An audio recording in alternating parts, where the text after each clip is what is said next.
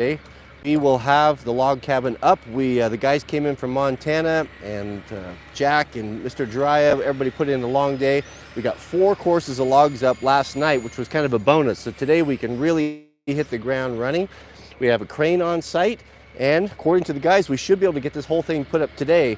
I'm gonna take a little bit of time. We'll do a little live stream this morning. We'll kind of go along and you can ask any questions. A lot of this is new to me. I've never built a log home before, but the process is really fun, and there's just something special about these. You know, you can see them, but when you really start working with the logs and see it going up and just the quality of the construction and building something that will last for hundreds of years, there's a great satisfaction in it. So I'll be here for an hour. I'll open up the chat, and any questions you want, we can just walk around here. I'll come off the mothership, and I think you guys will enjoy this. So let's flip the camera around here. There we go. Not too bad. Good morning, Daniel. Good morning, Crown. Hello. So to give you an overview, isn't it looking good? It is absolutely beautiful. I guess we're working on course 6 here. Here's the crane. Very, very exciting. Greetings, Tinus from Holland. If you have any questions on log home building, I don't want to slow everyone down here, but I think we can probably answer anything you might have. Now, I was talking to Jalen. He was telling me that there are 4 individual species that were used in this log home kit. We have Douglas fir, we have larch, we have ponderosa, and not ponderosa, Douglas, what do we have? Doug fir, white fir, larch, and lodgepole. That's what they were. All right, so just to give you an overview, this will be the, so this is the back side, and then right here on the left, or we'll call it the west side, this is where the kitchen will be, up towards the front. So what's the name of the tool that the guys are using to pick the logs? Yeah, that's really clever. So, goodness, I should know that. It's, they're tongs. Funny thing, the guys this morning they really keep them sharp. They sat down with a file and filed those dogs in there, but it's similar to the kind of the cant hook you have on a PV. But once it's in there, it really, really bites.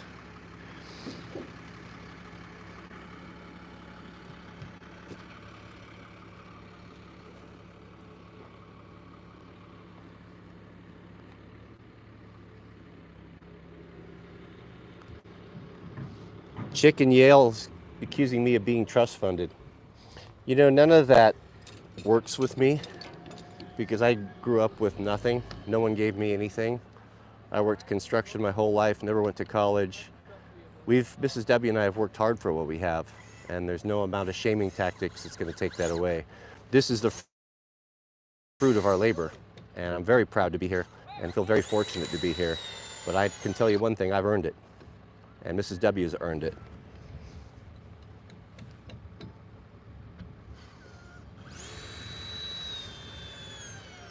Do I have to get planning permission? You have no idea. It took a year. It took a year of planning and hundreds of thousands of dollars in environmental studies. It's ridiculous. It is. I don't know how you can look at it other than it seems that they're intentionally making it difficult for you to build anything. It's as if the government doesn't want you to. The obstructions, the red tape, the expense is, you know, actually the log cabin is only probably a third of the cost that I'll have in this. It's the foundation, the site work, the environmental nonsense. Square footage, I'm not sure of the square footage. Maybe someone can do the math. It's 18 by 24. We'll take a walk around here to the front. It's 18 by 24. With a 6-foot porch. Will be covered on the front.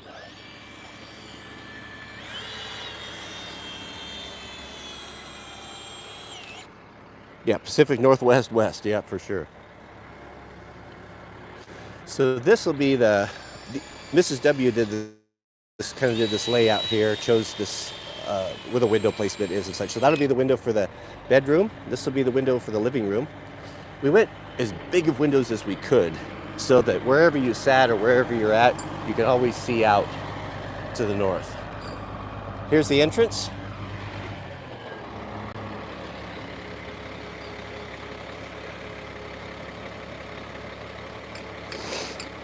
Yeah, you can. So Staghouse is asking, what I thought that you built the whole log house and then you cut everything out with chainsaws.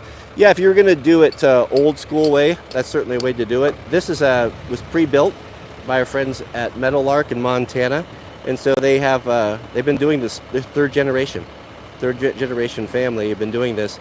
Jalen's actually his grandfather. That's Jalen right there. His grandfather invented this style of building, the button pass. So everything is pre-done.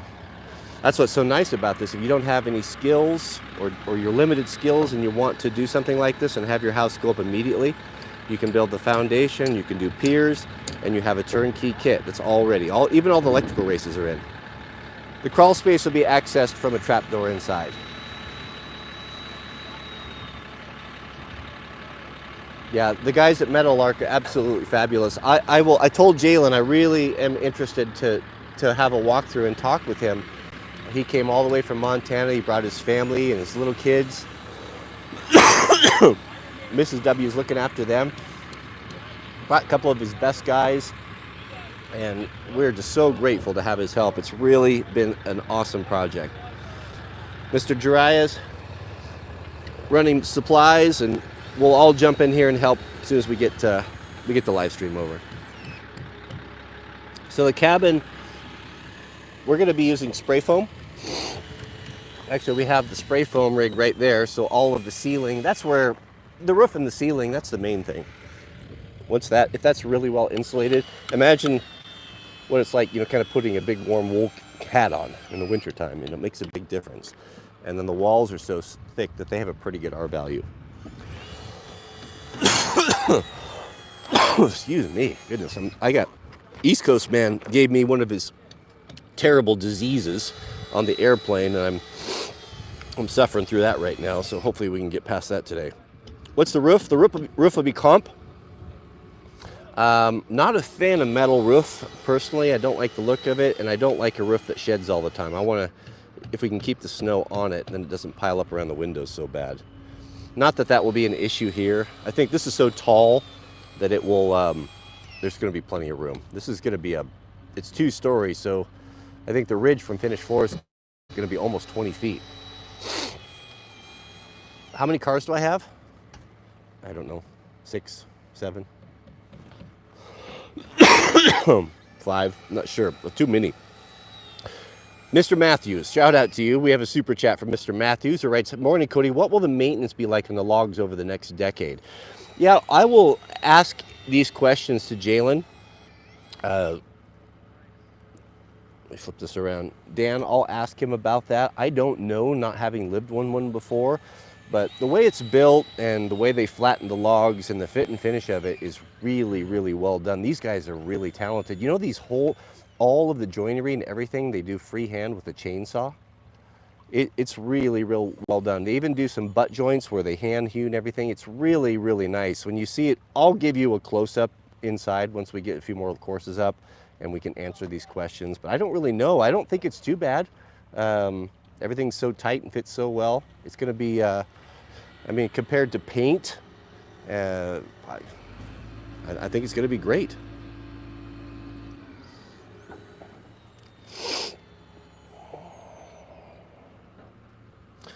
No, you don't. They don't pressure treat these. You would not want to live in a pressure treated cabin. I mean, that stuff is poison, and to have that, in your house where you have to breathe it and your kids all the time, I would never want that. That would be a bad idea. Trim the corners? I don't know yet. We'll find out. We haven't got to that yet. We're getting after it pretty hard, getting the first courses set up here, and we'll see.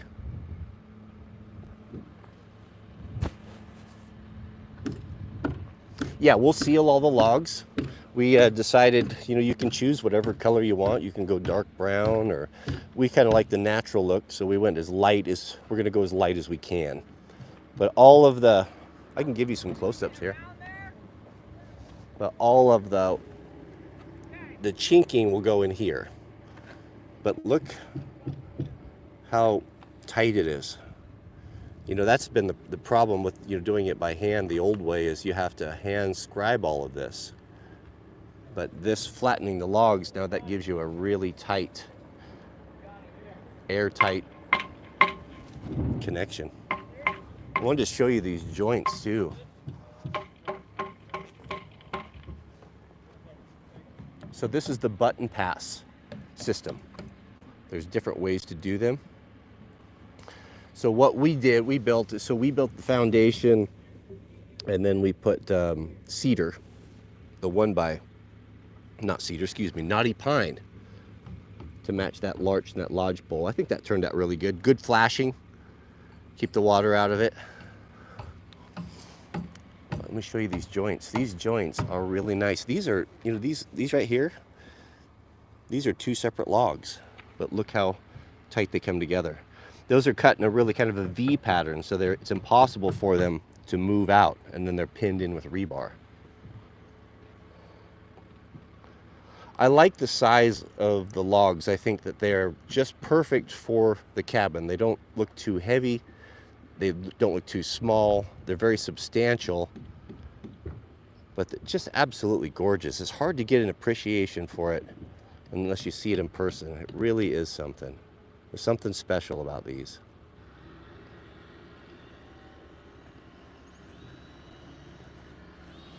Let's go see what Jack's up to here.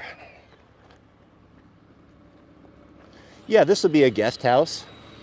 This will be Mrs. W and I, that we really want to have a place where people can come. And this has just always been part of the plan. We need to have housing and places for folks to stay. It's hard to even know what you're going to use it for. I think this is going to be one of those things that's handier than you think. Good grief, we have a super chat, a $100 super chat from Mr. Dan Ray. Shout out to you, brother. Thank you for your generosity. Goodness. Dan has some comments. He says, "Good morning, Cody. Thank you for the getting back to the live stream.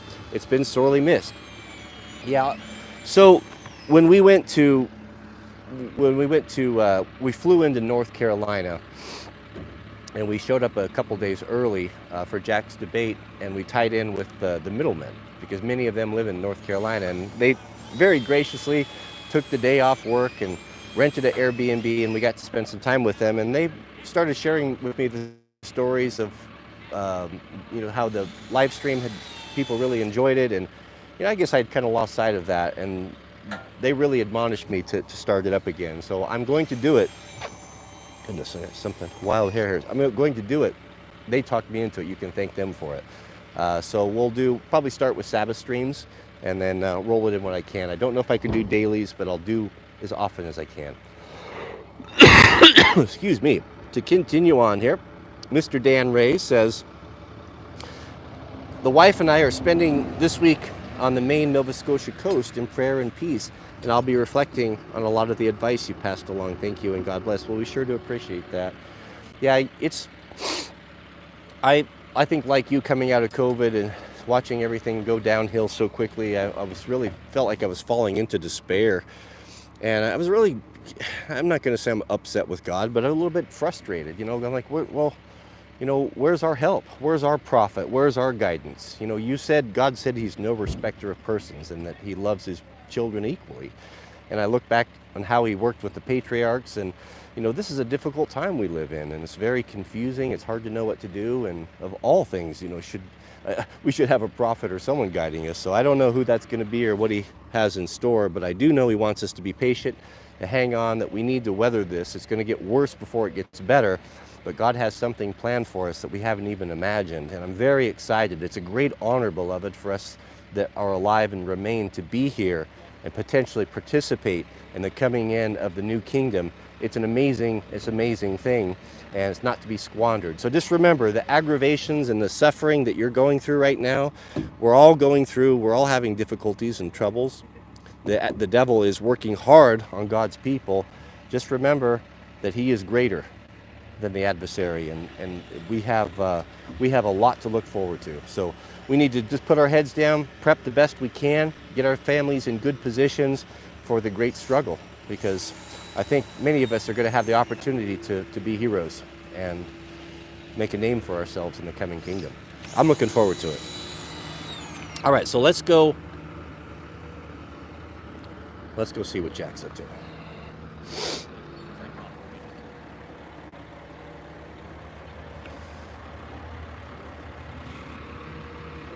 Live streaming.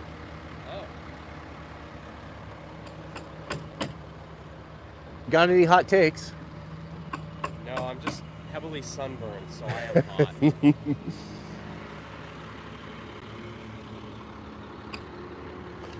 That's right. No matter what happens, God has been faithful. He doesn't always do what we want him to do, but he does what's best for us.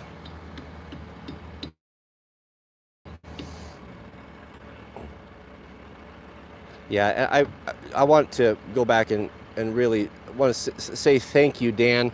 And you know, what you're doing is the right idea. That's something that Mrs. W and I have been talking about as well. You know, when Christ was teaching, he would go out into the cities and he was just thronged by people, just absolutely mobbed. I'm going to put you guys on the tripod. My little weak West Coast arms, they can't hold the camera up this long. I'm going to put some charger on here. Nothing but the best production. You know how it is around here. So he would go into the cities and it would be absolutely thronged. People would be pulling and wanting him. You know, you can only imagine, thousands of people. And that's exhausting. It's an exhausting thing to have to really be focusing on folks. If someone comes, you know, Mrs. W and I'm not making a comparison here. I'd be careful every time I say this, oh, you think you're Jesus or something. I'm not saying that at all. I'm just saying I can relate to it. But when we were doing the Mother Earth News Fair, we had, Mrs. W and I did a book, and so people would come some people would drive for 8 hours with their families to come and stand in line. We were for book signing, and Mrs. W and I sat at the table, and the line was hours and hours long, and it was really, you know, you think, well, it's not that difficult, but for us, I really wanted to pay attention. If someone's going to come and take the day off and bring their family 8 hours and they want to come and have their book signed, you know, I want to be engaged with them. I want to really listen to them and talk to them and get find out as much as I can as quickly as possible. And that level of concentration is really, really exhausting. So I can't even imagine what he must have went through. But even he, the Son of God, after that was over, would retreat and go away to a quiet place, a place of contemplation, a place to meditate. He would typically go up in the mountains to recover and to recharge those batteries, that spiritual connection. You know, if you don't have your own house in order, if you don't have your own relationship sorted out with God, then you can't be of any use to anyone else. You need to get that sorted out. You need to be spiritually healthy. And you need to carve yourself out a sanctuary in this world of safety. And that, I think, for most of us is our home. So really protect your home and put a wall of protection around it. The Sweet Loaf and I pray in the evenings for God to send his angels to compass about our home and to protect us. And goodness, you ever have a wild hair that just tickles you and tickles you?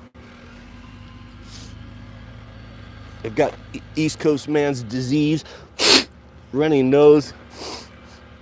Point being, I think it's very wise for you and your wife to go off and to do that. And I think all of us should do that. I've been contemplating, the Warband and I have talked about taking 7 days off and going up north to a remote location where all of us would go together, but then we would separate. And you would have 7 days with no electronics, no internet, just to sit by a beautiful stream, take your small tent, and just sit and just spend 7 days reconnecting and reevaluating and getting some perspective. I think that would be a wonderful thing to do. It's hard to do. I know we're all busy, but man, wouldn't that be great? We have some super chats here I need to catch up on. Mr. Levi McNett, shout out to you. Thank you, brother, for your generosity. And a member, Levi writes, Cody, thank you for the live stream. I listen to you at work, and it brightens my day. Thank you, my friend. Well, I appreciate that. Thank you for supporting us. Really do appreciate that. And we have another super chat from Mr. Anyone Else Think. Shout out to you as well. Thank you, brother, who writes, my understanding is that God will provide when it's absolutely necessary, like parents waiting to see if their child will learn on their own time. Yes, and that's the case. And if you don't have any spiritual perseverance, if you can't put your head down and see it for what it is, you realize that, okay, God is testing me right now. Oftentimes what we want to do is we want to start whining and bitching. Oh, God's being unfair to me. Oh, woe is me, this and that. He wants to know, will you trust him in the difficult times? But he also promises, I will not put more upon you than you're able to resist. So you can resist it. I can resist it.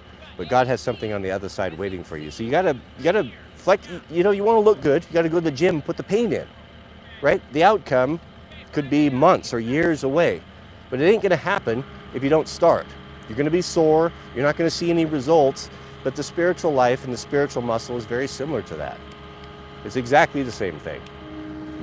It's not that hard. It's not that complicated. It's man that complicates everything. Makes you think that you have to jump through all these hoops to go through salvation. Our Catholic friends have even put a roadblock between you and Christ where now you have to go to a sinful man to confess. You know, that Protestants, we're not down with that. That ain't it. That ain't it. I don't care what you say. No man should should intervene between you and your God. No man. I don't care what the church says. We have a brand new member? No, Dr. Pepper. Dr. Pepper, MD. Welcome back. Modern day Dick Pernicki. Well, let's not get too carried away here. I'm live streaming while other guys are building a log cabin here. I want to go work on it, but I also am kind of caught here where I want to share it with you, so whatever. This is what we're doing. Jack is my proxy over there.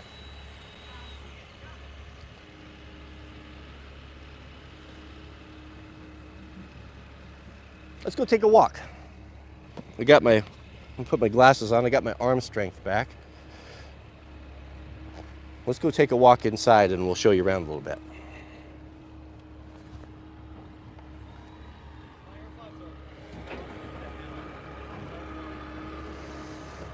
All right, Mr. Jiraiya is bringing over the smaller logs with the skid steer.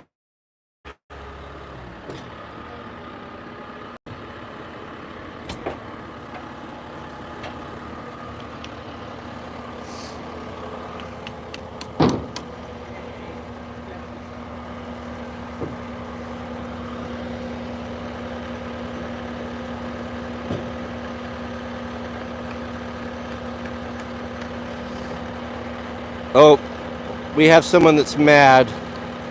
Where'd he go? Oh, I don't care. I don't care. We do what we can. We have bigger plans than a lot of you know of. And this is just part of it. You know, you can't do this all by yourself. You need help. How goes it? It's going well. Comments like that are made by someone who's never done anything and never will do anything. It is of no value to anyone. Dr. Prepper, when all is done and said, we'd love to know what the ballpark cost is. Yeah, I'll get that. I'm guessing. This is just a complete guess. But when everything is said and done, including the foundation, site work, septic system, power connection, we got had to set the transformer, 400 amp service, all of that, probably about 150. Probably about 150. Now remember, these are out west prices, which are going to be double what a lot of you guys are going to have to deal with. So you're going to be able to do it a lot less. Should be. Yeah, what Jack said, what normal same prices should be. I'm using that what's that thing called? The big drill. The what? The big drill. What's that called? An angle drill? That one. Are you using that? Yeah, and it's just barely at the cusp where it's like my ears are almost feeling it, so it's like almost noisy enough. I like music too much. I'm gonna be safe rather than sorry. Which means I'll have some really interesting can lines. So what are you working on? I'm just going around. I'm hammering in. You know you're not mic'd, so you're not gonna be able to hear you. Okay. I'm just hammering in screws around the perimeter, and then I'm drilling them in after. We could share the mic here. Yeah. So I'm just putting in the actual big screws to make sure it doesn't tumble apart. Can you run some in? I'll jump up there. Show me what you got going on. Sure. All right, let's head up there, guys. We'll jump up in the. You can kind of see the layout.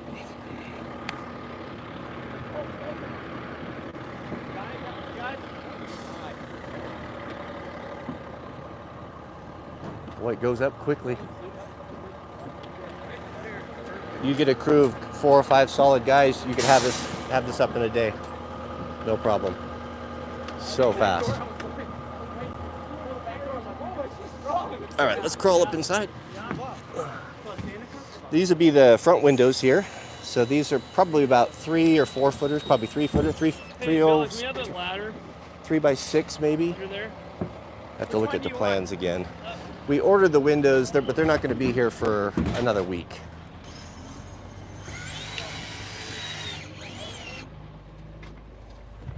Oh, that's a nice drill. Jack is running in the biggest timber screws I've ever seen. Yeah. Well, there's also 16. You remember, you're not mic'd. There's also 16s that we have over there. So. 16-inch screws? Yep.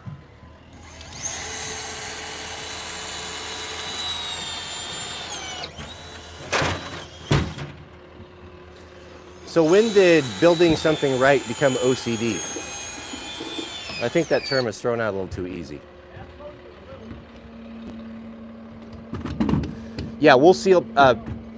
Pretty Fly is saying everything will be sealed up. We'll do a sealer inside and outside. It'll be pretty clear, so it won't change color too much. But can you imagine, boy, the view from the front is just going to be absolutely brilliant. Some of you watching are most likely have the opportunity to come and stay here once we get everything going. Looks like we had to reposition the crane here.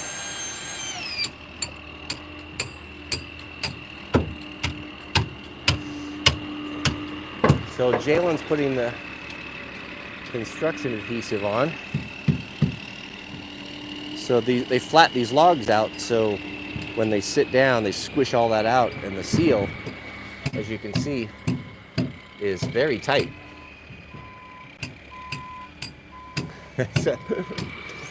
Yeah, poor Jack's got a redheaded mother. He didn't get my my Native American no need to sunscreen and never get a sunburn skin.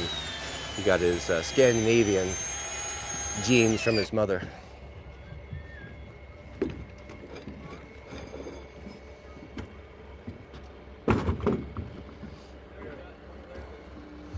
I think we're trying to set the crane up in a spot where he can grab everything from one spot. A little jockeying around to do. So if you're just joining us, we are building the log cabin today.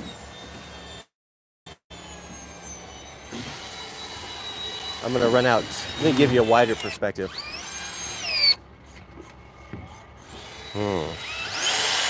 This looks perilous. I think I'll not do that. All right, we'll back it up here. Mrs. W and I should be, Mrs. W should be joining us very soon. She had to run down to she had to be at the building supply center this morning when they opened at 6:30 to get some construction adhesive. Oh goodness, we have a member message from JL Blinks. Shout out to you, JL. JL writes, let me turn the camera here. A sausage finger. JL writes, you know, growing up Catholic, I was mostly turned off on anything religious, but watching you all these years have really turned me back. Yeah, no, I'm with you. I'm with you. I understand that. I had the same thing. To be honest, I was raised in a crazy Christian cult, completely indoctrinated. I have never not believed in God. Not because when I was younger, not because I put a lot of personal investigation into it. It was just what you did. It was what you knew. And when I started becoming, I guess, 18, 19 and getting my own mind and seeing some of the hypocrisy in the church and asking questions and seeing that the way that they were living and the things that they were teaching were actually contrary to God's word, I started to have a problem with it. And, I walked away for a long time, 20 years or so. And by God's grace, when I was in my probably early 30s, and I just met Mrs. W, and I was not a believer. I believed that God was real, but I just figured, well, that's just not for me, and I'll just have to suffer the consequences of being thrown into the eternal fires, before I finally figured out the truth. And once I got to know who God was and what he was, and he wasn't this angry schoolmaster waiting to punish me, then, I started having that relationship. Yes? I've nothing. There's just nothing going on, so I decided to come over and say hi. Okay. We're waiting for the crane to reset up. Jack is back on his great success. You want to talk about your debate competition a little? Yeah, nationals went well. Top 16 out of the bracket. Didn't get to the top 8 though, but it is what it is. But that's out of 155 of the top speakers in the whole country. That made it to nationals. Yeah, which is about 10% of the population. It was a great accomplishment. Yeah. Very great. All right, let me know what you guys want to see. We can still walk around. I'm going to put you back on the tripod. My arm's falling off. So they reset the crane so they could get all the logs?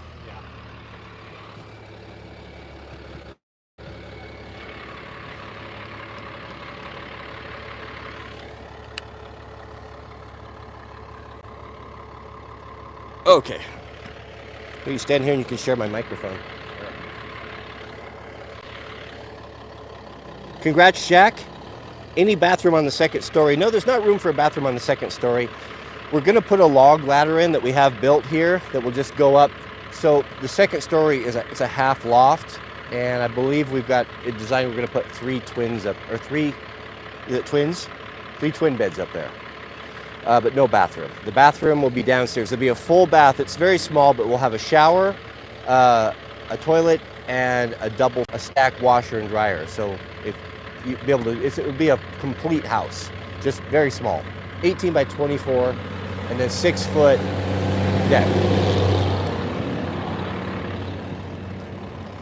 Welcome, Brad Smith, our newest member. Someone said, let's have the two of us argue about what's better, old generations or new generations.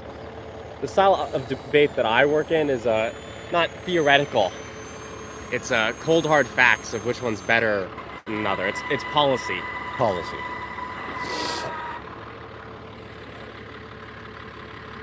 Would you hire any illegal immigrants?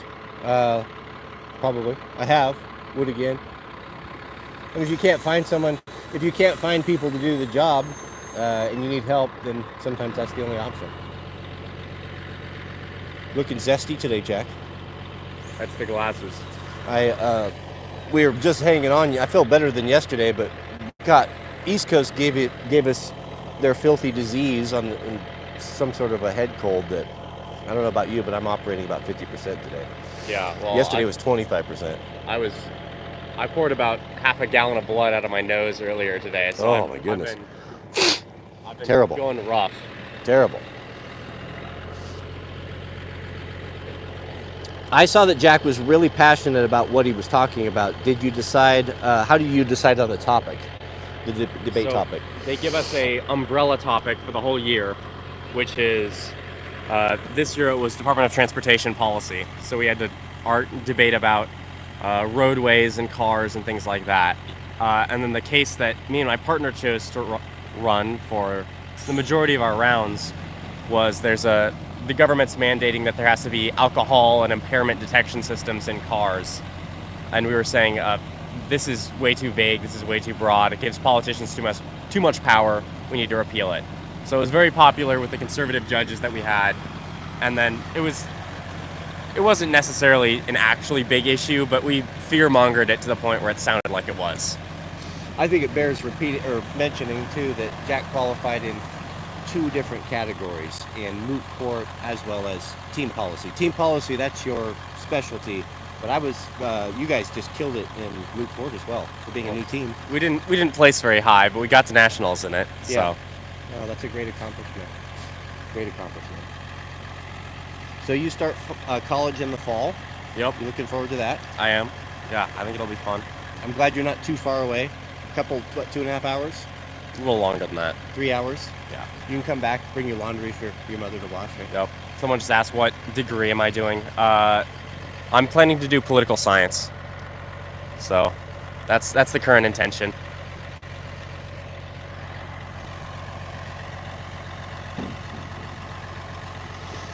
Sorry guys, I'm going to follow the chat here. We have one of our members in the chat, Federico. Thank you for what you do, our community, Mr. W. You're very welcome. Duck Fan is heading our way in a motorcycle the first week of July. Can I rent your cabin? Well, it's not for rent, but not that it won't be someday, but not for rent, not for hire.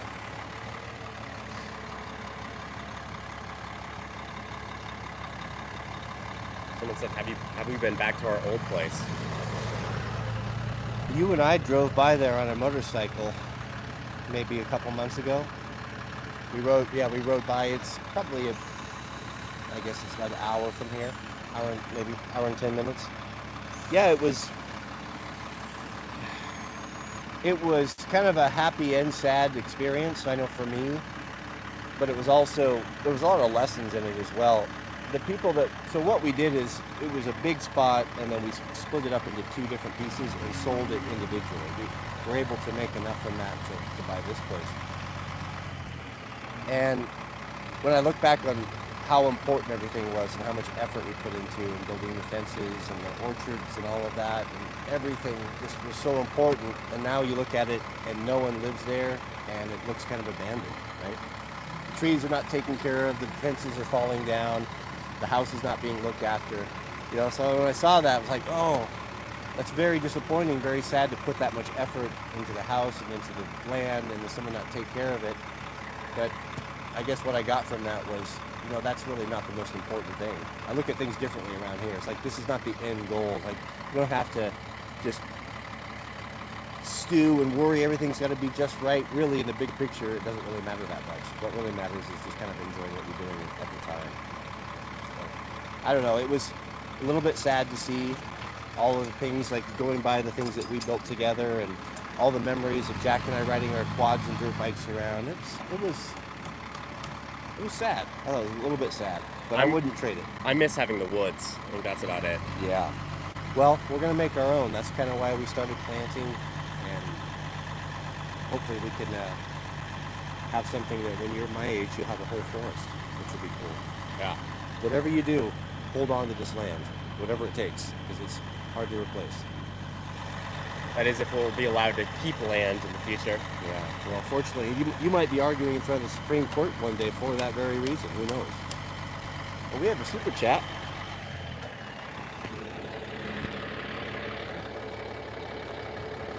Goodness, $100 super chat. Thank you so much. That is so generous of you. This is from Shaka Vibes. Shaka Vibes writes, you want to read that, Jack? Good looking college young man. It's been fun watching you grow up. Clearly a well-rounded individual. I was actually just making some jokes with the guys back there. I was like, yeah, I just came from a speech and debate tournament, and then I immediately jump up here building a cabin. A Renaissance man. And then you could be called away this afternoon to go to a fire because you're on call. Well, not yet. I'm waiting until the 15th to be on call. What's on the 15th? When we stop building this. Oh, so you told them you're not available till then? Yeah. So Jack would be fighting fire. This season will be your second season. You'll be on the same Type 2 crew, hand crew, but you're going to go for Firefighter 1? Yeah. Are you open a task book? Can you explain what a task book is and what that means? So the standard line for becoming a firefighter is you become a Firefighter Type 2, and that's just baseline, and that's like 4 days of training. It's pretty easy to do. And then once you get enough experience, you have enough hotlines, you have enough accomplishments on fires, then you can open up, it's called a task book. And it's basically things you have to check off, things you have to achieve in order to, I guess, get to the next level of being a firefighter, which is Firefighter Type 1. So those are typically people that you can get put in charge of more things, you'll be paid better, stuff like that. And then jump up to the potential squad boss on season 3. Now this is pretty fast progression. I've seen guys that have been 2 and 3 seasons before they were able, even 5, even to get their Firefighter 1. So you're kind of getting the jump on it. Yeah, well, I want to get it as soon as possible because you have 2 years to check off the task book once you get it. So we'll see. Yeah. Well, it's hard to say. It could be a busy fire season. I mean, Mrs. W's here. You want to unload that construction adhesive? Yep.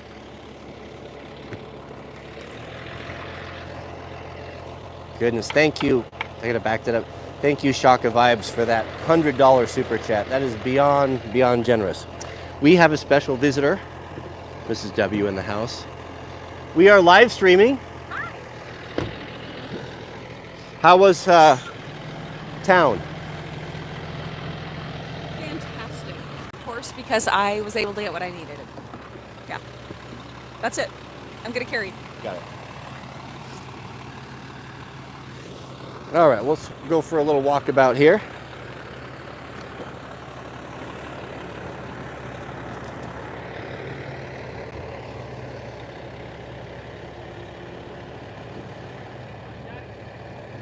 This is a wonderful experience. I've built a lot of different things, but it's just something special about the log cabins. They really are. It feels like you're building something to last. Mr. Jason Barr, shout out to you and congratulations. I'm not going to go into your personal details, but Mrs. Debbie and I have been following along, and we could not be more happy for you. Mr. Jason Barr is in the comments. Nice. So we have a comment here. Can I ask you a question? Yes, Who runs the crane? the crane operator. So when you rent the crane, it comes with an operator. It does. And so do we rent it for the whole day, or how does that work? Half day or full day, typically. And so what do we do? Probably the whole day. Okay. But we should be done today. It's going up quickly. I'm using the term "we" loosely. I'm in a It's a corporal we. I'm in a tight spot here. I'm trying to to share the project, but someone's got to do the video. Did you give a shout out to Meadowlark and tell people to go check them out at their website? We will be doing that. I'm gonna get with Jaylon once the guys. I don't want to interrupt them right now. They kind of got their flow going, but we'll do a full walkthrough and I'll do a full interview with Jaylon, and he's a good dude, and about their company and why we're working with them. Can I say why you failed to do something? What's up? You were supposed to do smothering. I like to call that mothering, where Jack needs handkerchiefs. He's frying. His body is so sunburned.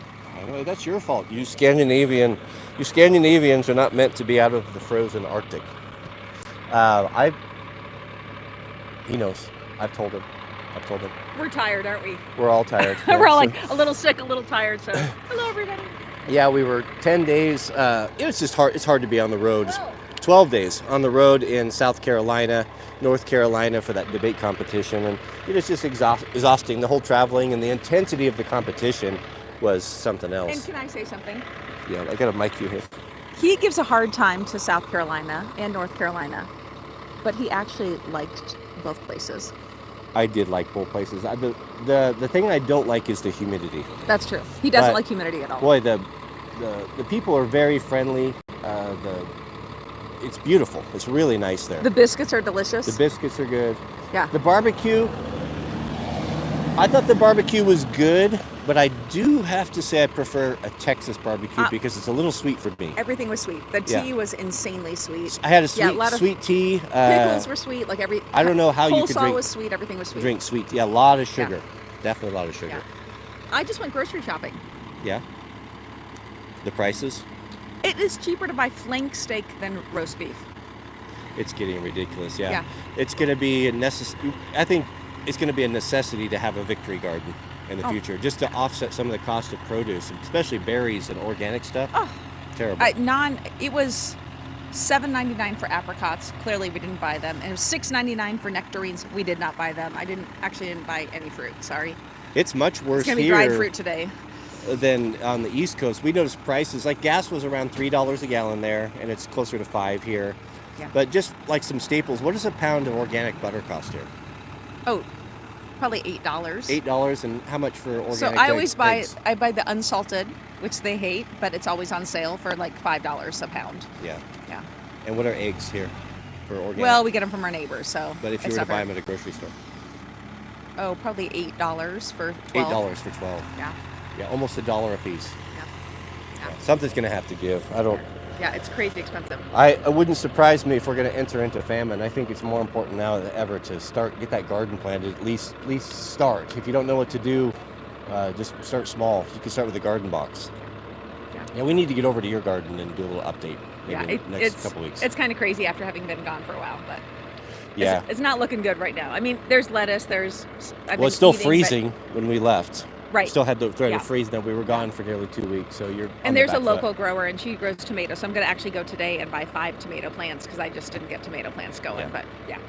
Okay. All right. Well, I'm going to take a walk around here. All right. Thank you for grabbing that. Bye. Love you. All right. Let's see what's going on here. Let me get back to Mr. Barr here. I don't think I read his comment here. I'm backing up. There we go, Mr. Barr. Jason says, I saw a comment on your last video from South Carolina man calling us NC guys Yankees. Can you take his bad roads and shove it? Yeah, he can take his bad roads and shove it. Yeah. So I was warned about I was warned about South Carolina man by North Carolina man, but I also was expecting him to be somewhat biased, but that's okay, we like that. But yes, it was very noticeable. When we left North Carolina to South Carolina, the roads went to pot almost immediately. A very similar thing happens out west here. From Oregon, Washington have stellar roads, but you go into Idaho and then you will be replacing your suspension components much earlier. Yes, Mrs. W's asked me if I want some breakfast. Thank you, Jason. All right, I'm missing some super chats here. Let me catch up real quick and then we'll do our walk around. Yeah, that would be offensive. I don't know. Being from the Pacific Northwest, I feel like I'm exempt from the whole back and forth with the South and the Yankee. I know that there's still some hard feelings over the Civil War, but I'm going to let you fight amongst yourselves. All I do know is this, is that North Carolina is West Coast and South Carolina is not. So you haven't, you have it. There you have it. Mr. Josh C. Oh, Mr. Evan, Radio Made Easy. Evan is in the house. We're going to be doing some stuff with Evan. We had the opportunity to meet with Evan, and I'm very excited for some future products. Yeah, we're going to have, we'll just wait. We'll wait, but that's coming up. And hopefully we can get Evan out here one of these days. If we can catch him in his, he's traveling around right now doing radio classes. So hopefully when we get a place for him and his family to stay, we can have him up here and we can offer that. That's going to be one of the first things that I want to do. All right, back on the mothership here. But yeah, you got to, Mr. Barr, you got to keep South Carolina man in check. You know, he gets a little too big for his britches. You need to show him what's what. He hasn't proven to me that he's worthy of West Coast status yet, so that the verdict is out on that, I guess. Mr. Jason C., I take offense to Jason's comment comparing South Carolina to Ohio. I'm currently in Ohio. Well, you know, their South Carolina man did bear a very uncanny resemblance to Ohio man. Now, I don't know what that means for you all, but apparently no one likes Ohio man. I'm going to stay out of that. You fight amongst yourselves. We have a super chat from Mr. Wyatt Hammond. Shout out to you, Wyatt. Thank you for your generosity. Wyatt writes, have you ever watched Larry Hahn, the Oregon carpenter? No, I don't think so. I don't know that I'm familiar with that. I have not. Not that I know of. Not that I'm aware of. All right, let's take a little walk around. Let's go see what's... I'm going to blink here and the cabin's going to be done.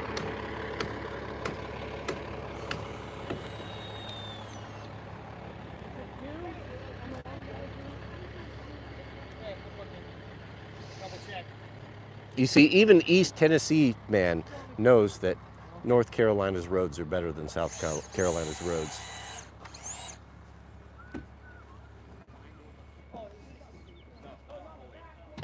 Florida man?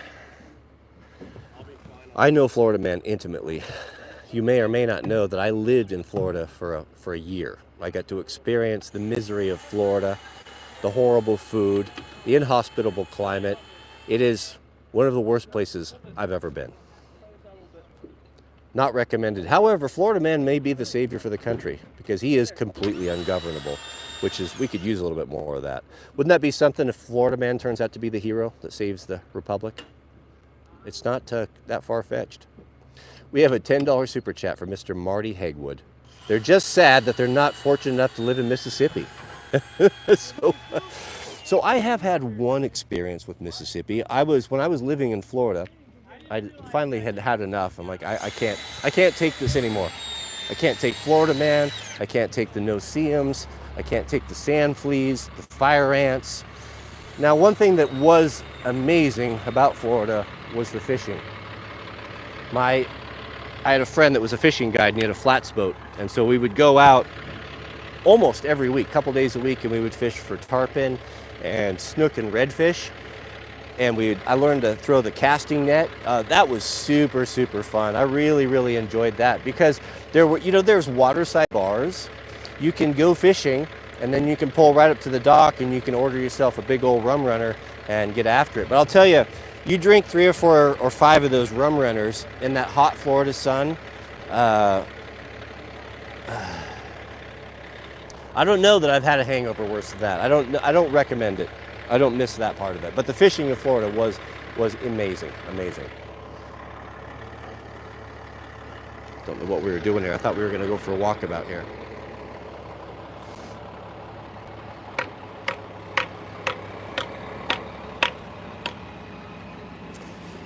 That's going to be a window. That'll be the window for the living room. Let's go around the front.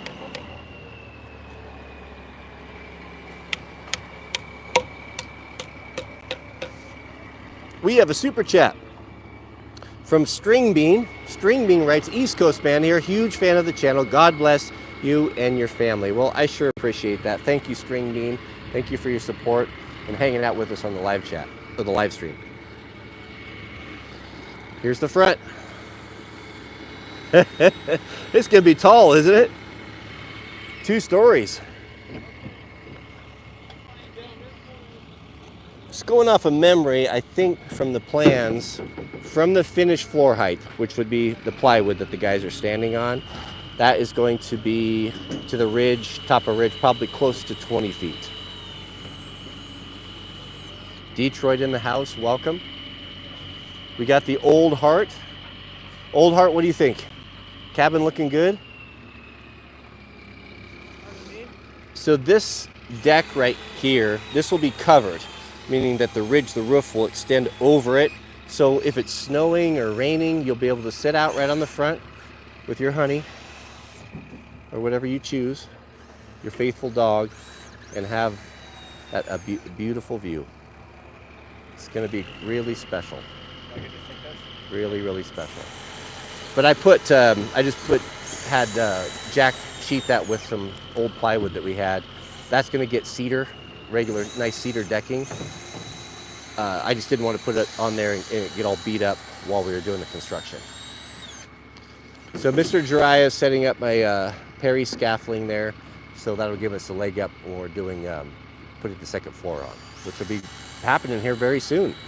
Goodness, we have a super chat from the Real Bean. Shout out to you, brother. Thank you for your generosity. I really do appreciate that.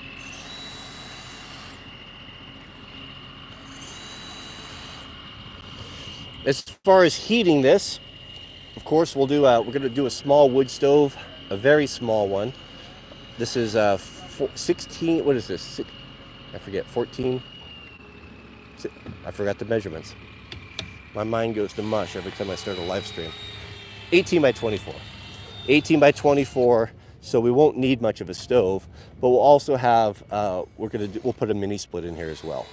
That way, so the problem with the wood, when you have a building that's not occupied all the time in cold climate, and if you have water inside of it, i.e. a bathroom, washer and dryer, that will all freeze on you. So we'll have a mini split just to keep it above freezing when we're not around, or just for convenience for people. If we're gonna have, like Mrs. W's mother is gonna, come and stay with us for a few weeks, she might use the cabin. She's just not necessarily gonna wanna be splitting firewood all the time. So the option will be there, but it won't be you won't have to use it. That's what we're thinking. As well as we'll be off-grid, we'll have solar, so we'll have a complete EcoFlow off-grid system and grid tie, so you have the best of both worlds. So it will be a bit of a lifeboat if we did lose the power grid, as well as the shop. The shop there is also off-grid.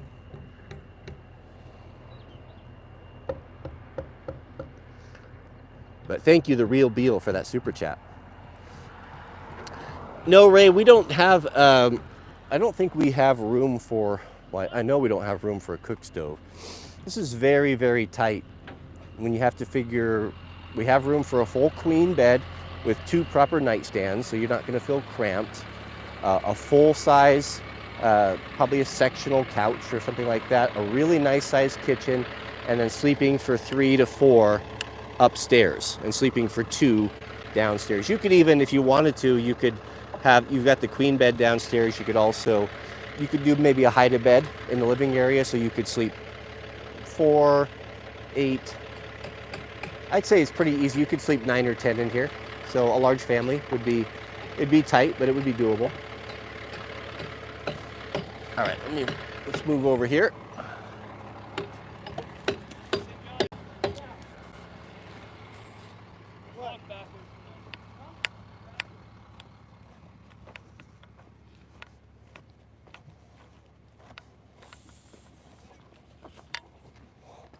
Oh, there was something else I wanted to address. Some guys got real mad about going after federal funding. And I'll tell you what my take is on that. So in yesterday's video, I did kind of a walk around. Get some batteries going here. Our bank over there, as you've noticed, has been falling off into the water. We're having a bunch of erosion problems from the river.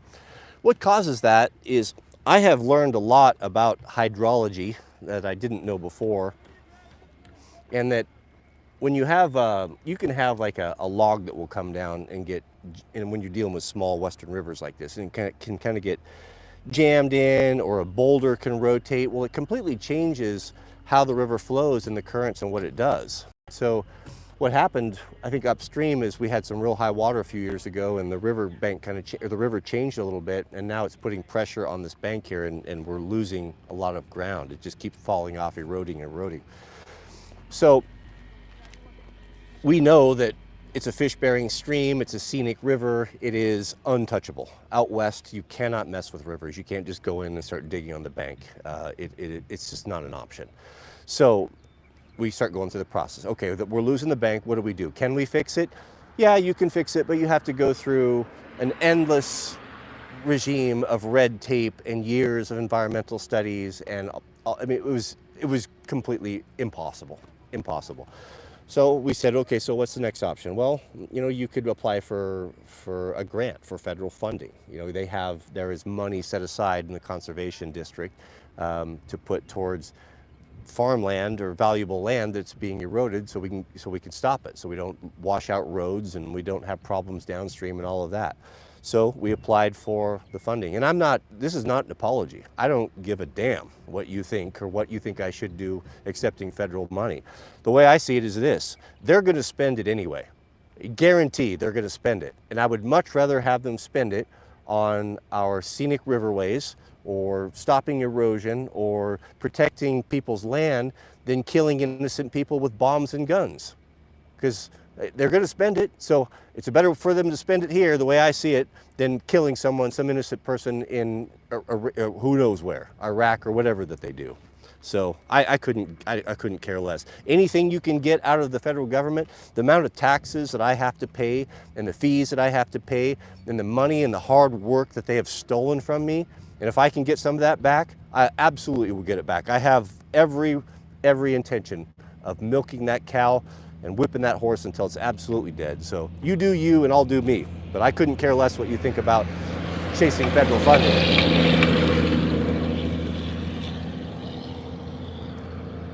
Filthy government.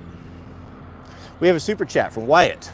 Mr. Wyatt Hammond. Shout out to you, Wyatt. Wyatt says, I fear my beloved state of Pennsylvania will never be West Coast, but at least Amish country will be there. Yeah, I've spent some time in Pennsylvania. When I was working in, I think I was working in Maryland, and I had the weekend off. I had a company car, and I drove up to Intercourse, Pennsylvania, and spent the day, and I saw the Amish there for the first time. That's beautiful country. Also went up to Gettysburg and got to see the battlefield. That was a highlight, one of the highlights of my life, to see the Gettysburg battlefield. Someone who is kind of an amateur or an enthusiast, a Civil War enthusiast. I've read so much about the battles, and to see where they actually took place, it was really cool. I would recommend it. If you have the ability to go up and see Gettysburg, it's definitely worth doing. It's super cool. Super cool. Montana for a homestead? Yeah, I think Montana, that would have been my first pick. I really wanted to live up at the up in a place called outside of Polebridge, Montana. It's right on the west side of Glacier National Park, right up at the Canadian border. That was one of the prettiest places I've ever seen in my life. If I was a bachelor and didn't have a family and a wife, I probably would be talking to you from there right now. That's probably where I would have settled. But when Mrs. W and I went up there, we loved it, but it was just a little bit too remote, especially with kids. Mrs. W is a lot more social than I am, so this was a good compromise for us. So yeah, Montana, of course, is great. Idaho, all that thing speaks for itself.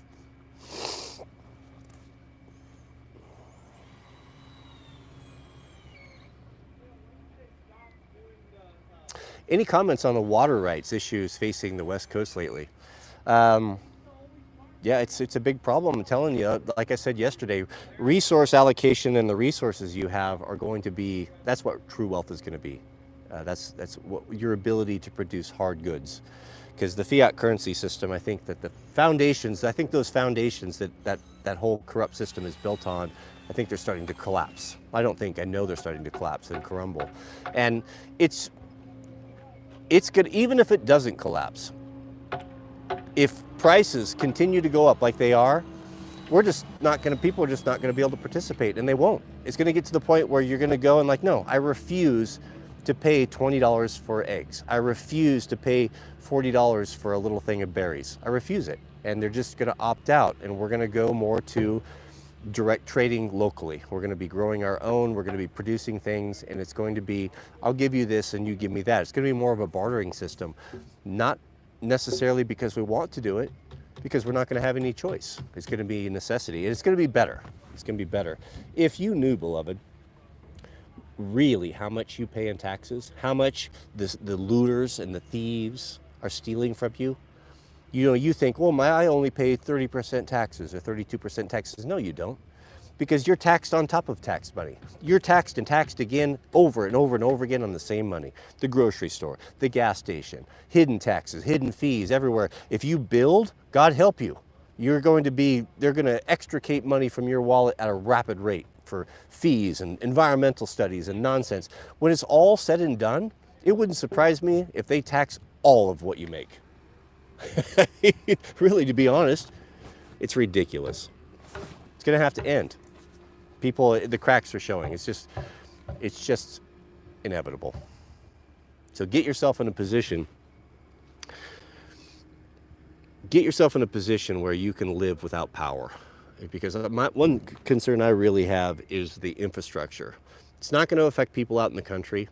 They could blow up all of the water mains in all the major cities, and they could have rolling brownouts. That's why we moved out in the country. God started putting it upon our hearts 20 years ago to start making the move and getting out of the cities. And I've been preaching this for almost 15 years now.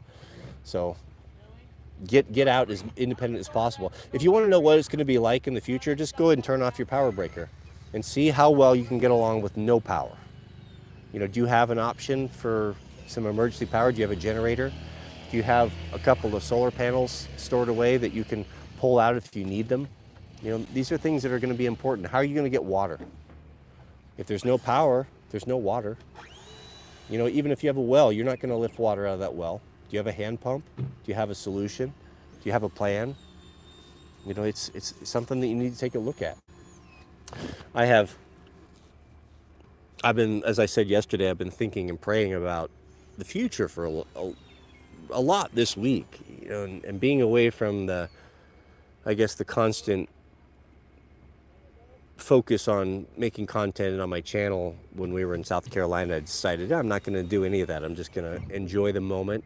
This is one of the last times we're going to be able to have Jack in our lives, in our home, before he goes off and starts his own life. And I just wanted to really focus on that and to enjoy it and enjoy my family and the accomplishments, and to celebrate Jack's accomplishments, and not only his, but his mother's. Mrs. W has offered that boy, to her own personal expense, the best education that we could provide. And the fruits are obvious. You get what you put into something. She has put her life into this child, and his life and his character and his accomplishments are a testimony of that hard work. You put in, you get out. It's just as simple as that. You reap what you sow. Now, it's not always going to work out. There's a lot of families out here that have put the same effort in as we have, and yet they've had children that have went bad or didn't follow their teachings, or things happen. But that's not your fault. That's not my fault. You have to remember, when God lost 1/3 of his very own children in the rebellion, the good book tells us that that Lucifer, the adversary, took 1/3 of God's children with him in open rebellion to God's kingdom. So even he, let's say you had 3 kids and you lost one, even he was only 2/3 successful. and I can imagine he was the perfect parent. So we can't, the servant's not greater than his master. We can't expect perfection. There goes Mr. Brian. Things just happen. This is not the world that we were intended to live in. We were not designed to live in this world of sin. This is an emergency measure that we're going through, and we just have to understand that this is not our home, never has been our home, and we just have to remain faithful until God takes us home. So I think the future is going to be exciting, beloved. Stop judging. Who are you to tell me to stop judging? I can judge all I want. I have a right to judge. Am I going to not judge when I choose a babysitter or to bring someone into my house? Am I just going to say, oh, I'm not supposed to judge, so no, regardless that he's been a convicted, pedophile or a convicted rapist, oh, I can't judge anyone, have to just bring him into the inner circle? No, hell no. Of course we judge.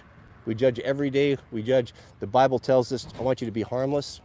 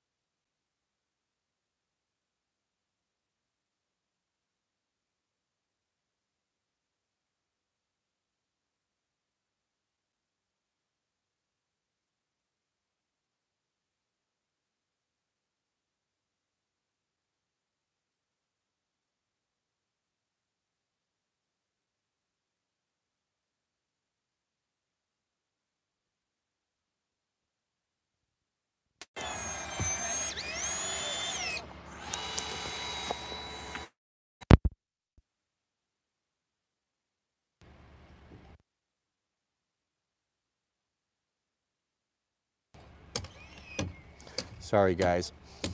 I accidentally muted my body pack. Are we back? Very good. Okay, we're back. Sorry, that was my bad. I hit the mute on the body pack or the... Do you rant again? Oh, I was just commenting on judging. I said the non-Christians or the antagonists in the comment section will always, they think they have a silver bullet by coming to a Christian and saying, oh, you shouldn't be judging, folks. Who are you to be judged? Your own book tells you not to judge. That's BS. BS, of course we judge. The good book tells us that we need to be harmless as doves and wise as serpents. Am I going to judge whether I bring a pedophile into my house to watch my children? Am I going to judge that I'm going to bring a rapist into my house to watch my children when I'm away? Of course not. Only a fool would do that. It's got nothing to do with that. Of course we should judge what's wrong. Christ judged. Christ called out and condemned sin when people were in open sin. That's not the case. What he's talking about is we're not to be judging other Christians and judging their relationship or considering us to have a higher or elevated standing with God than our neighbor. Does the good book tell us, you think you see your brother doing something wrong? I'll tell you what, you remove the plank out of your own eye before you go and try to tell him what he needs to be doing. But the analogy is that don't be going and trying to, hey, let me get that sawdust out of your eye. You're not seeing the world clearly. When you clearly have a plank, you have something much bigger and a much bigger impediment in your own life. That's what the judging part is. You worry about your relationship with God, your personal one. You'll be worrying about brother so-and-so's relationship. That's between him and God. You don't know what he's went through. You don't know his standing. You don't know what he's had to overcome. He could be what appears to you be in open sin, but that's maybe not the case. You just don't know. So that's what the judging comes in. That's got nothing to do with, of course we judge. We judge every day. We have to make judgments. Yeah, we are some of it. We are all the sons of God, but who's going to respond to it? Not everyone. There's going to be very few people in the kingdom. I'm not converting to Islam. Why would I do that? That's not the way. I've got nothing against our Islamic brothers. I've got nothing against our Catholic brothers or our Jehovah's Witness or our Mormon brothers. But there's a right path, there's a true path, and there's a wrong. There's an apostate and there's a non-apostate.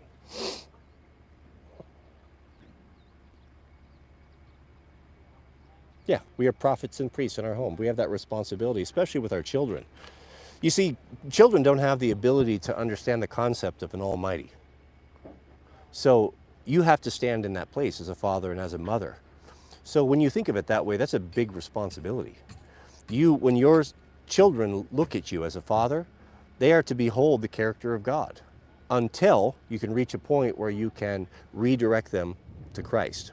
And that you can explain to them, you may be my son, you may be my daughter, but we're both equal in the eyes of God. So Mrs. W was always fond of saying that kids are people too.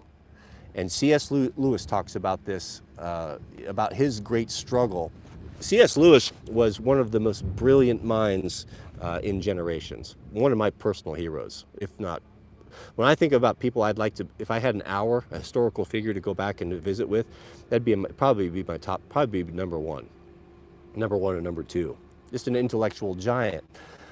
He was an atheist. He was not a Christian. When he later in his life started making the decision to become a Christian, well, he came out of his ivory towers in his the colleges and the privileged background that he came from as an academic into proximity with the common people. And he writes extensively about this, of how it was, the pride that he had of being this great mind, this great intellect, and now he's in the trenches with the normal people, and how difficult it was for him to accept this and to humble himself and to get over that pride.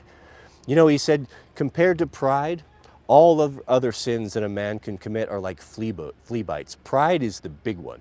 And that's the one that will really drag your soul to hell. Pride is the very sin that caused the rebellion in heaven. That is the grand poobah. That is the Mac Daddy of all sins, is pride. And that's the hardest one, especially for us men, to overcome. Just if you question that, how do you feel if you're disrespected? What's it feel like when another man disrespects you intentionally? That's one of the worst things that can happen to you.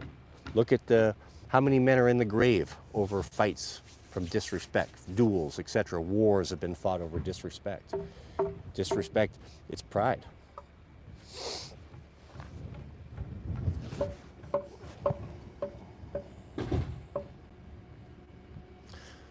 It's a good way to put it. All other sins are like mere flea bites compared to pride. What are the plans for the cabin, Jason? We don't. I'll go into this when the guys get slowed down a little bit. We'll walk through with Jaylon and we can answer some of these things. And why there was a reason. Well, this actually, putting the cabin up is a little bit out of order from our main plans. And there's a reason why. One of the reasons why we put it up so quickly was this lot right here. This is a piece of land that shares a border with our big piece. And when we bought the home, we bought this as well because once it's gone, it's gone. We didn't want someone building here. And we wanted to provide something for our children in the future. My goal is if I could have a bought and paid for piece of land with a home on it, even if it's modest for both of my children, I would consider that was something worth doing. And something that we are making a priority because it's going to be hard for kids to get started in this economy.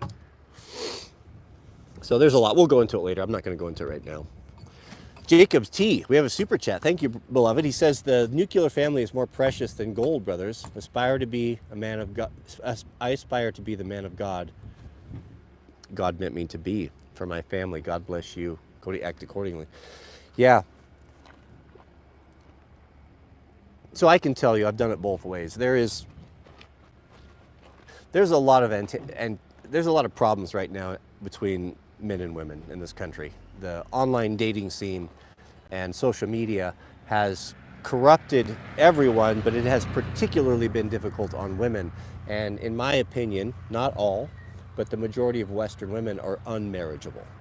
You would be foolish to bring one of these Western feminist women into your bosom, so to speak, as wife. I would not recommend it because their entitlement and because they have an inflated ego and an inflated sense of importance, and they think that they're perfect, and they don't think that they need to take accountability for anything, and that's a no go.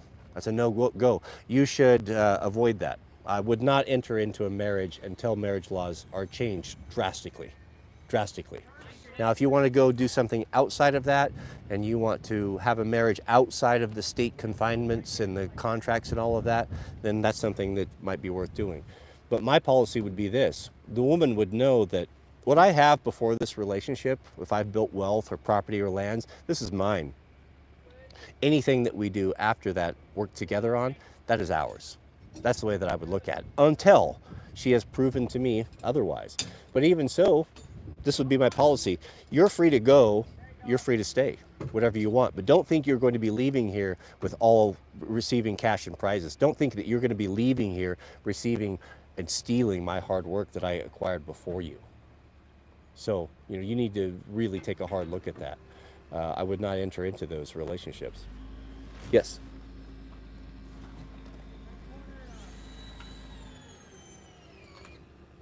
Yeah, I don't know.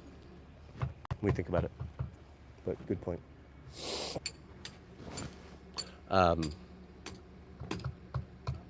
Anyway, I don't remember what I was talking about. Did you have something you wanted to add? Nope, that was it.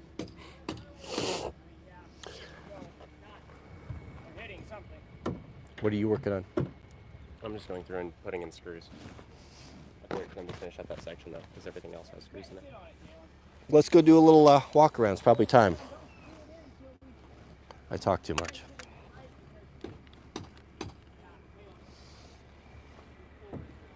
Give us a tour, Jack.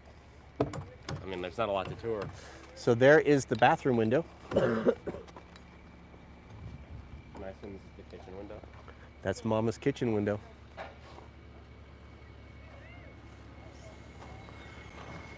Here come the ladies.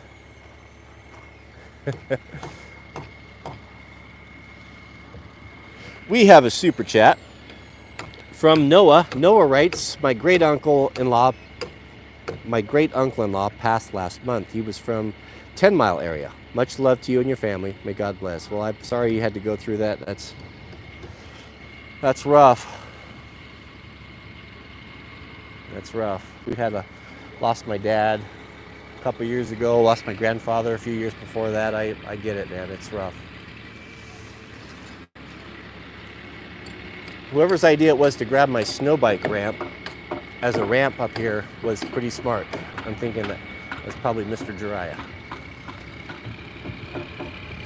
So I'll show you a couple details. So the guys at Meadowlark, they do all this joinery freehand with chainsaws. Very, very talented. I'm gonna ask Jalon about chainsaws because they go through chainsaws like crazy. They build, I think he said 70 homes a year at or near. And you might be surprised what he says. So here's another cool thing. So all of the outlets, the electrical outlets, are all predetermined. So when we did the plans, we laid everything out. We want an outlet here, we want a wall switch here. So what the guys do is that they cut everything in, and then as they're stacking the logs, Jack and Jiraiya, I think we're helping with this, they drill holes for races so that when we wire this, it's going to be very simple. So we'll simply just run, and actually I'll be doing that this afternoon, start running the wiring. We'll run the Romex down through there. There's all of the boxes. Isn't it cool? I can't believe it. It feels really real. It's so amazing. It is. Yeah. How quickly it goes up. Are we supposed to be helping more? We're supposed to be, but I think. But they've got it covered. I think the more I try to help, the more I get in the way. Help, let me know. Because I'm a really good chauffeur. I'm great at anticipating. Okay. After over 20 years of foreclosures and fixing houses, I can do it if you need some help. Okay. So yeah, back to the electrical. So there, that will be probably a 3-gang box for switches, and the kitchen will be here. So this will actually have a utility or a utility wall framed on there. So the electrical will run in the wall, and then back here will be the bathroom. So there'll be probably one of those is for 240 for the. Oh yep.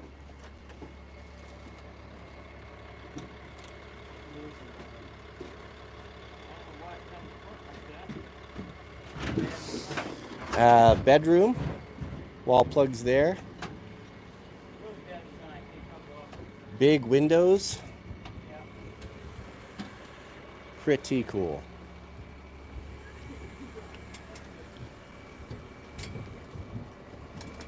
Alright, okay, we're ready, yep. Watch your head. That's your side. That's your leg. Okay? We got it, Phillips.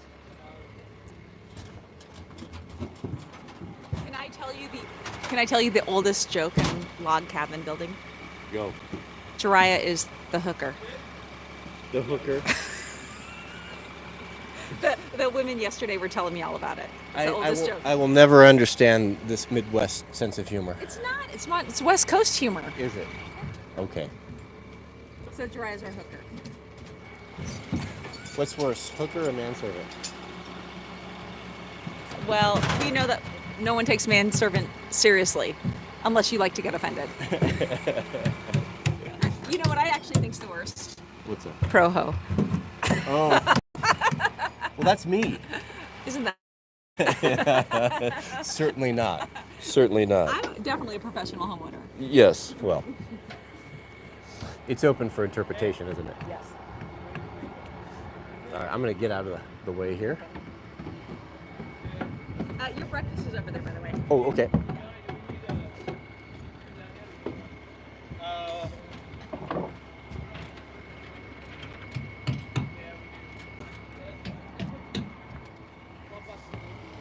Good idea on the ramp. I didn't even think of that.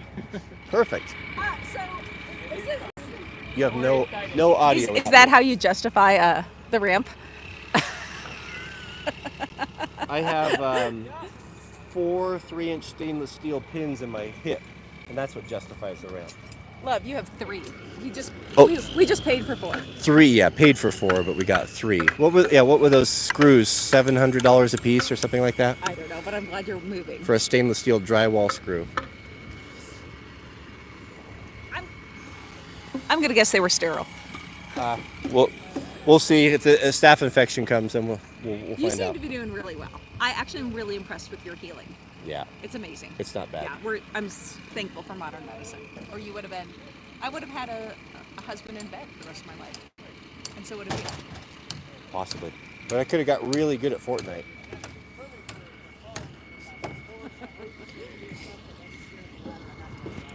Your breakfast is over there if you're hungry. Okay. Do you want to take over the live stream for a moment? Sure. What do you want me to do? I'm just gonna. I brought this so I could type. Why don't you put that down and I'll give you the mic. All right, Mrs. W's gonna take over, and I'm gonna grab some breakfast real quick.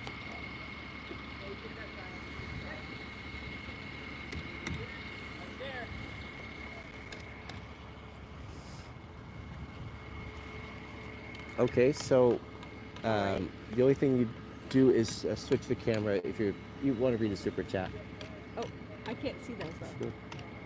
Well, they'll come through, Oh, they're wondering about a Pro-Ho Fortnite stream. and you go back here. Like, I've actually never played Fortnite before. You haven't? No, I haven't. Oh, I play Apex. That's my game. I don't play either one. I'm a one-trick pony. Hey, son. I see someone's from Sweden. Hey, son. Do you have anywhere tucking this? No, you like to have a female, and that, sometimes in a dress, and that means no pockets, right? You want to see what? I'll grab you a tripod. Oh, okay. Jag mår jättebra, tack. I hear you, little one. So we are stoked here, and I've got the Sweet Loaf next to me. Oh, hey, Brady, how are you doing? Nice to see you. Yeah, Thunder Ranch is awesome. We are hoping that the Smiths are well as well. It's been far too long. This is very exciting. Adult Lincoln Logs It's quite exciting, as you can imagine. It feels so real. I just love it.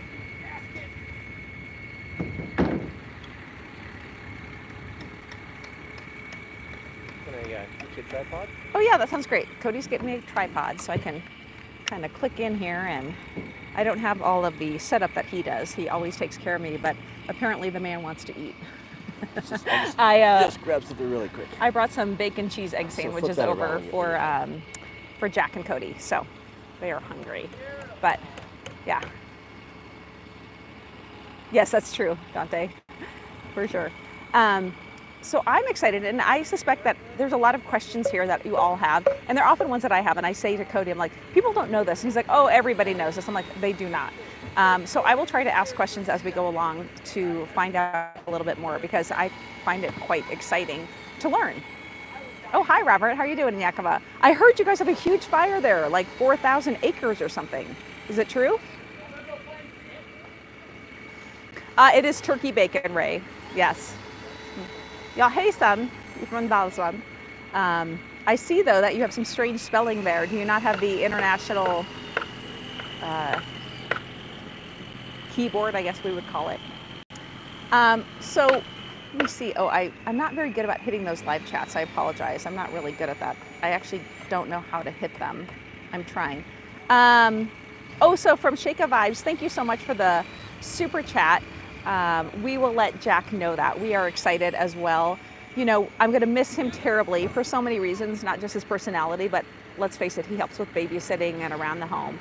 But he is ready, and we're ready for him to go. It feels like the right phase of life for Jack to take off and do his own thing. He's a young man, and he's mature and a wonderful young man, and we both love him and like him, so that's wonderful.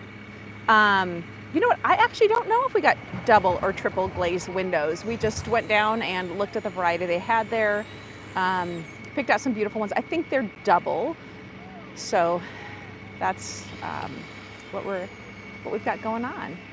And I can see there's another super chat. I don't know if Cody has already done those. I apologize. I've just kind of hopped in here. So hi, Geoff, Battle Chemist.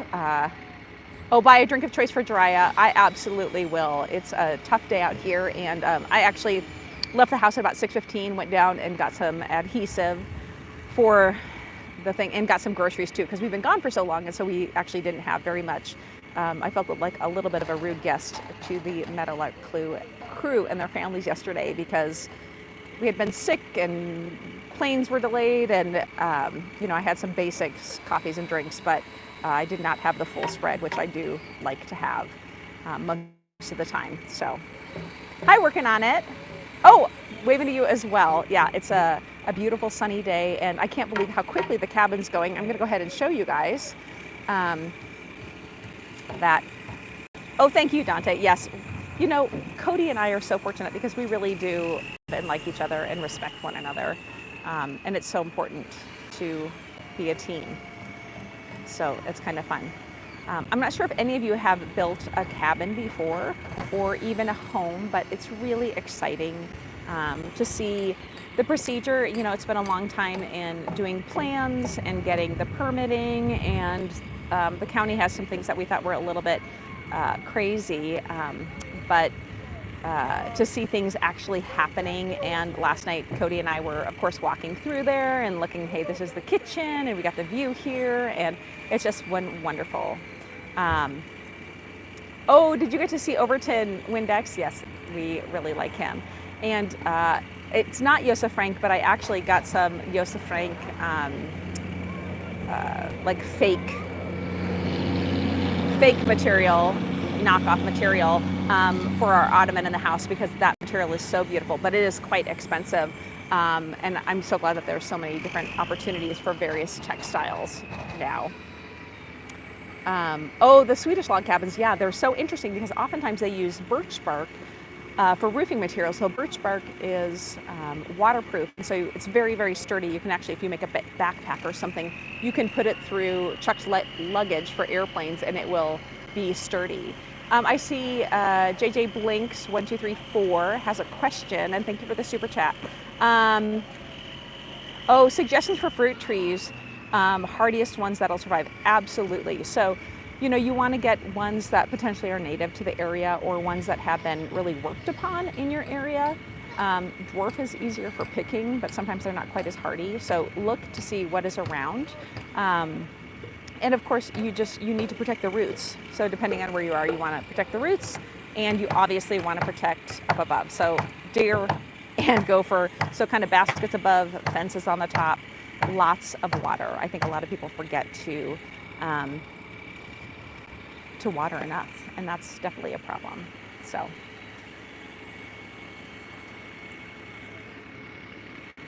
Cody is still eating. I think he's probably a better live chatter than I am, and I think Jack's probably pretty good at it as well. So, yes, radio made it easy, Evan. It was delightful to see you, and we look forward to seeing you again. I know you're headed out this way, and you're going to be out teaching lots of people how to use radios, which is pretty exciting.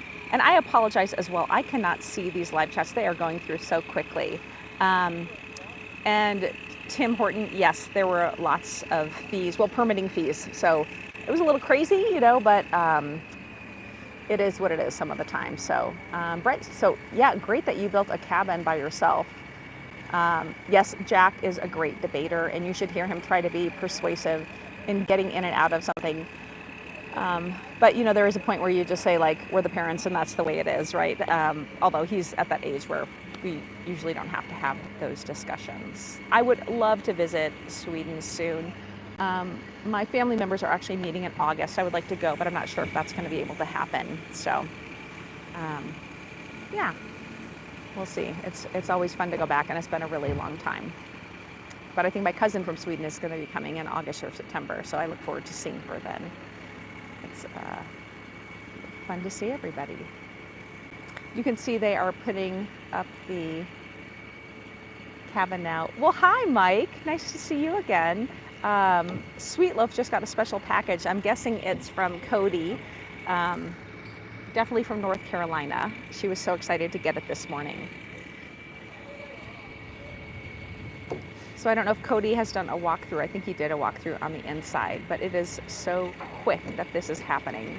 It's very exciting. We really do love it. Oh, somebody wants to make sure that we have fish sticks if you come to Sweden. Thank you for breakfast. Yeah, fish Oh, you're sticks. welcome. I did not grow up in the Northwest, but Cody did. And it's kind of strange to have children from the Northwest because I'm a Midwestern gal, and I just presumed I would have Midwestern children. You want to? Yeah. Cody and Jack are both coming off a little bit of illness, and we're all a little bit tired, so. The disease is from the East Coast manifesting. Cody, you are so dramatic. The humidity was almost my undoing. He may be this dramatic on camera, but I also have to admit he's dramatic in real life because it makes me laugh because I just can't take him seriously, right? You knew what you were getting into. There should be no surprises here. It's true. No it's surprises. True. But he does make me laugh because he is so funny. I'm feeling a little guilty not being up there helping with the guys, so I'm gonna end the live stream. Thank you for breakfast. You're welcome. And I'm gonna make you camera person. I'm gonna put my tools on. Oh, okay. You up for it? Did you do a little tool belt review? Not yet. Okay. He's got to, because we laughed hilarious yesterday when we asked the guys about. Yeah, it's interesting to see what a professional log home builder has in their tool belt compared to like a regular framer. Yeah. A little bit different. And what was it that we were both laughing about? I want to say it was not a lug nut. It was It's a drill chuck. Drill chuck. So, drill chuck. But I knew I was going to say the wrong word. You know, we have the drill chucks with the key. You know, they have to use them because the bits they're using are so big, and the regular ones, the hand tightened ones, won't hold. Yeah. So the drill chuck is always getting lost. So every one of these guys has their own personal drill chuck that's on a lanyard on a tether in the back of their tool And belt. we were asking all them, like, pulled do you it have it? off They're at like, the woo, same time. It was woo. really funny. It was really funny. Yeah. All right, well, I'm putting my bags on and Somebody was just asking, they just actually gave a live chat, and the live chat went away. So you can roll it down. Or the super chat. Oh, just touch so it they like wanted that? to know, so BYGG, thank you so much for the super chat. And they wanted to know the company. So this is the Meadowlark Log Homes out of Montana. Montana, And third they have- generation. Yeah, and they've been just I believe. wonderful to work with. Yeah, and enjoyable, like easy, and I'm gonna get Jaylon on the camera, and we'll cover all this. If he wants to, we can even do a live stream. That would be really cool. Then you guys could ask questions. They really know. His grandfather actually invented this style. yeah. Sorry, I've got a Sweet Loaf emergency. Can I go to the house and bring this with me? Absolutely. See you later. Bye. Love you. All right. Well, we're gonna end the live stream, and then we'll. I've been document the whole thing. The video, I'll get it edited tonight. Probably get something for you tonight of setting the first logs and all of the joinery. Maybe tomorrow morning. We are working too late, and he is really tired. So let's not kill the man. We'll do what we can. Yeah. All right. Well, thank you for your support. Thank you for all the super chats and for, hanging out with us. Yeah. And we'll see you soon. Can I have my hat back? No, this is my hat now. How do I end this thing? I have Am no like idea. An old boomer here. Yeah. X.